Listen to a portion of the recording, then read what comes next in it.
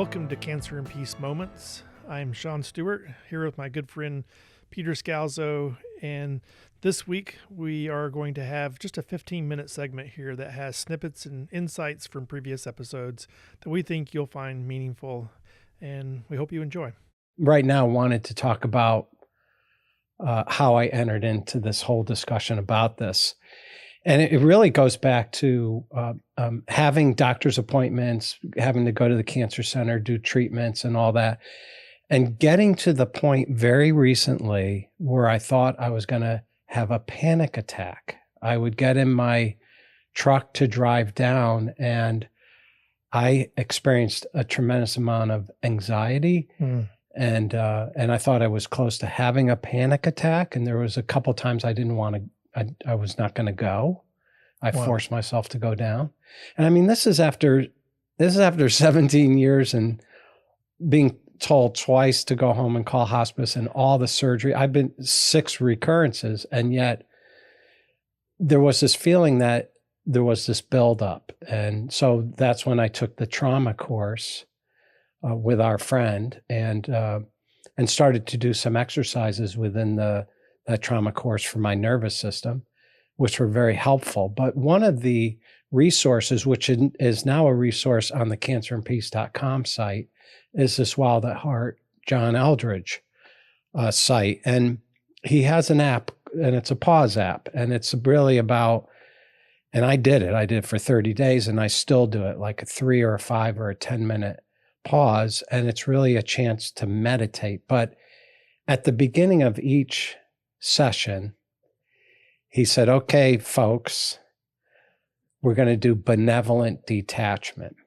And it's this concept of actually saying, I let go of everyone and everything to you, God. And of course, God is my higher power, Jesus Christ. So it's this concept of letting go, surrendering, taking the weight, the anxious weight off my shoulders and putting it onto my higher power shoulders. And so I thought about this concept for a cancer patient and the sense of detachment, like he calls it benevolent detachment. And of course, I struggle with control. A lot of us do, but I do, where I want to control people, places, and things. And through my recovery process, I know I'm not in control. And about the only thing I have control over is how I'm going to respond to a situation. But I also made the connection in my own life of getting to a place where I could genuinely detach and having that definitely be a pathway to inner peace. Letting go, surrendering. And so this podcast episode, I thought, let's just explore this a little bit. And I kind of hit Sean with this. We both have been in this a bit, so yeah. it's not a foreign concept. And I also have done the full pause app. They have a 30-day program that you can do. And then there's also several other pauses you can do. And I find it to be incredibly helpful. And there was even some concepts that I found in that program that were good. I'll throw one out there. The way you put yourself to bed at night is the way you'll find yourself in the morning. So in other words, it's if you are feeling attached to something and it's causing you anxiety, you're probably going to wake up anxious too, or you're going to wake up in the middle of the night anxious. And so I did want to talk about the opposite of detachment is attachment. Oh, okay. And John Eldredge talks a lot about unhealthy attachments. Where have you made unhealthy attachment? And so attachment can be in so many areas of our lives. And we would think of it in recovery circles a lot like codependency. It's getting your value from people, places, and things. These are attachments that are unhealthy. And we focus on those people, places, and things, trying to manipulate, control, acquire, just have those things give us our value. You must be talking about me right now. Or? I always have been. Can't be about me. Well, I think this is an interesting thing is that unhealthy attachments, where are you making unhealthy attachments would be a question that he would ask a lot. And I think this is big because I think a cancer patient walks into this journey, and the invitation is to develop, is to detach. And it's a positive invitation. I think the cancer journey we talked about in the last episode, a bit of while you're not grateful for cancer, what the cancer journey did for you was it allowed you to get to a greater level of intimacy with God. And so what you just described was, Lord, I give everyone and everything to you. And it's detaching from everything else and attaching to the one place where there's really value and meaning in life. And that's what the cancer journey, I think, is an invitation to for so many people as they're entering it. And I want to touch more, if you'll let me, just to talk about this concept of, you described a second ago, feelings, and we could call it trauma. I'll put a different word right now, as anxiety. Anxiety whenever you were getting ready to go for a larger treatment or something like that. And this really just sticks out to me from the concept of failure of a nerve, that it's a book that was written out there that really talks about a bit of what it would be to be a non-anxious presence. And in this book, Edwin Freeman, he talks about that the greatest gift that a leader could give to an organization is a non-anxious presence. And on the surface, you're like, well, that, I guess, maybe. But he made a claim, and that claim was that if you did nothing else, if all you did was show up every day and you were just a non-anxious presence, your organization would likely run, like clockwork. It would actually achieve its goals and be very well operated. And so I thought that was a big claim on the surface. And then I started really looking at, well, what does that really mean, though? Like, how do you get to be a non-anxious presence? And I think you're starting to describe benevolent detachment. Because to be non-anxious means that you actually have to have a deep place that you can hand your anxiety to, that can manage something big enough to manage your anxiety. And that's what you're describing with benevolent detachment, I think. I'll let you throw some comments in here, but that's it was such a big thing to me, starting to think about this a little bit, is how do I do this in my everyday life? And I think any cancer patient should be asking, hey, what's the greatest gift I could give to my world around me? If you've been given a cancer diagnosis, for many, it at least opens that question. And we've talked about this. What does that mean for the rest of my life? What is that? It's something that causes you to question, is this a death sentence? For some, it's certainly that level of seriousness that causes you to start asking those bigger questions in life.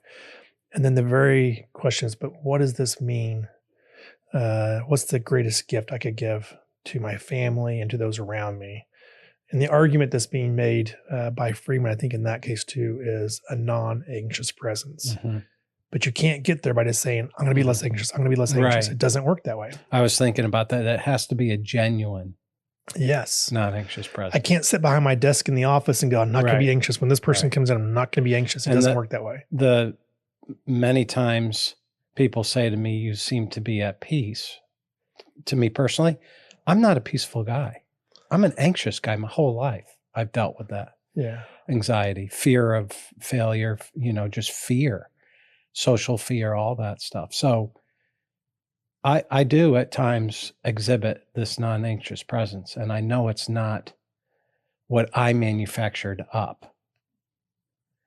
Does that make sense? It does. And so I think this starts a little bit with an examination of, you described in your journey there was that, hey, bigger events were triggering you to feel anxiousness, and you could feel it in your nervous system. And this is a concept we've talked about before, is that your body is a major prophet, not a minor prophet. When you felt that, you knew there's something underlying that. There's something that's keeping you from being able to experience this non-anxious presence or benevolent detachment. And so in recovery, we have other tools on top of that. So we talked about John Eldredge's Pause app. I think that's a great tool for taking time to sit in the presence of God and examine where you're at and to experience Him.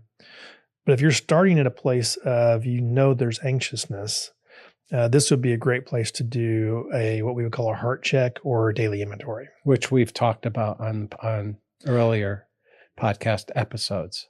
We have, and I think this is an important concept for getting to benevolent detachment. Is like the heart check we described. If you're hurting, exhausted, angry, resentful, or tense, take time to write that down.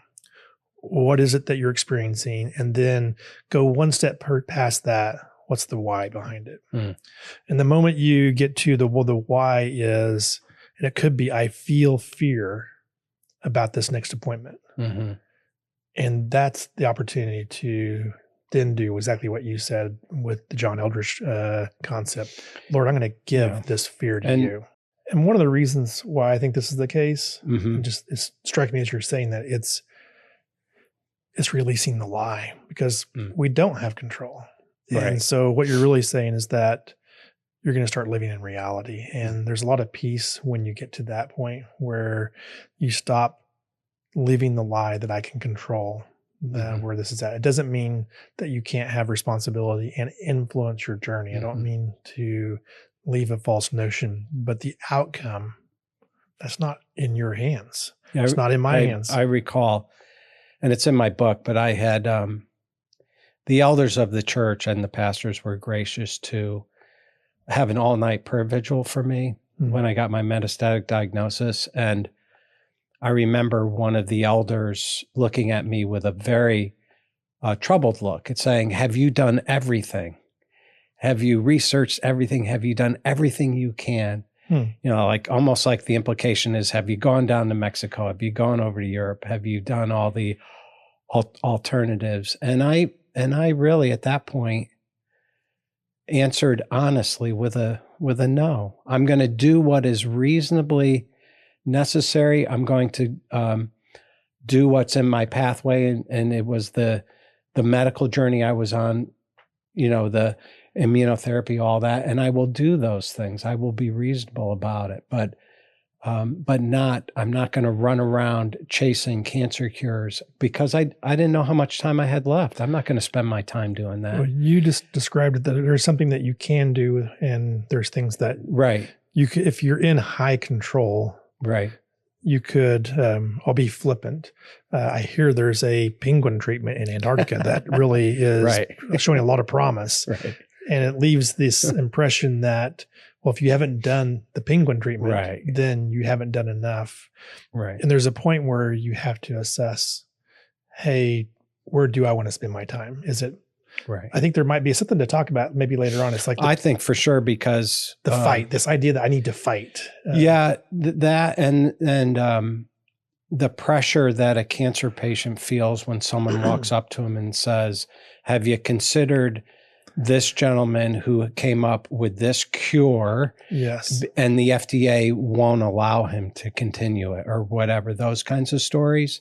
And there may be legitimacy to it. I don't know. But it's the premise of, gee, you really haven't done your homework. You're really, this is going to be a whole episode. You're really kind of failing there. Yeah. I think we're going to have a great conversation on that. Yeah. I think this, for me, is that one great concept that's given me a lot of peace is what I call my exit strategy. I mean, one thing about my worldview and my spirituality is that I'm guaranteed a place in the afterlife. And, you know, I could support that in scripture and all that, but that is huge. What happens to me in this cancer journey is not the final say. There's a whole nother existence after. And I know there's a lot of people that don't believe that, and that's okay. I'm not here to persuade or convince or anything. I just know within my heart and soul of what I believe the truth is. But that gives me a lot of peace, my exit strategy. There's an underlying premise that we have in this podcast, and that isn't that we have all the answers, but it is that we're going to share our lives. And to the degree that our lives help, that people find hope in and some level of overlap of opportunity and or things that they relate to, that's awesome. But it isn't that we have all the answers. It's, here's our journey, and we like to call them trail markers. Here's trail markers of the path that you've been on, Peter, in your cancer journey. And it has a lot of meaning because it's real. Right. But it doesn't mean it's everybody's trail. But I think there's things we can encourage that are really, really good along the way. And so I think in the vein of what we're talking about here, I like this idea of thinking about what you really control in recovery. One of the first things that happens, I think, in maybe the first book of the C.E.A.R.T step studies, it asks, what do you have control of? And you take time to think about it. And it's like, well, and when you start thinking hard about it and you start, well, what do I really have control over? And that is a good question for you to answer. And everybody's going to have their own answer for that because it's not black and white like you might think it is. But certainly, I think benevolent detachment starts to let go of controlling outcomes and releasing those to God. And that, I think, moves you to that place where you can give, if it's not the greatest, one of the greatest gifts you could ever give to your family and to those around you. That's a non-anxious presence. Thanks for listening, everyone. We hope that you found something meaningful and insightful from what you heard today. Have a great day.